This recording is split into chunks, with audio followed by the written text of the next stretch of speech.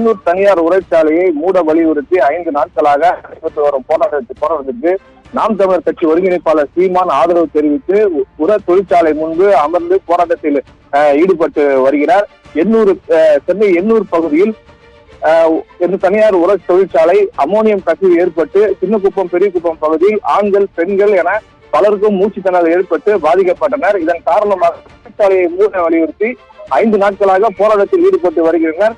இன்று நாம் தமிழர் கட்சி ஒருங்கிணைப்பாளர் சீமான் சின்னக்குப்பம் பெரியகுப்பம் பகுதியில் உள்ள மீனவர்களுக்கு ஆதரவாக தொழிற்சாலை முன்பு அமர்ந்து போராட்டத்தில் கலந்து கொண்டு ஆதரவு தெரிவித்து வருகிறார். அவரிடம் அமோனிய கசிவு ஏற்பட்டதனால் அதனால் ஏற்பட்ட பாதிப்புகள் குறித்து அவரிடம் கூறினார். அவரிடம் அந்த பகுதி மக்கள் கூறி வருகின்றனர். தொழிற்சாலையை மூடுவதற்கான நடவடிக்கைகளை எடுக்க வேண்டும் என்று நாம் தமிழர் கட்சி ஒருங்கிணைப்பாளர் சீமான் அவர்களிடம் அந்த பகுதி மக்கள் கோரிக்கையை வைத்தனர். இந்த போராட்டத்தில் 500க்கும் மேற்பட்ட ஆண்கள் பெண்கள் இளைஞர்கள் குழந்தைகள் என அந்த பகுதியில் உள்ள மக்கள் திரண்டு தொழிற்சாலை முன்பு அமர்ந்து தற்போது போராட்டத்தில் ஈடுபட்டு வருகின்றனர். ராஜி,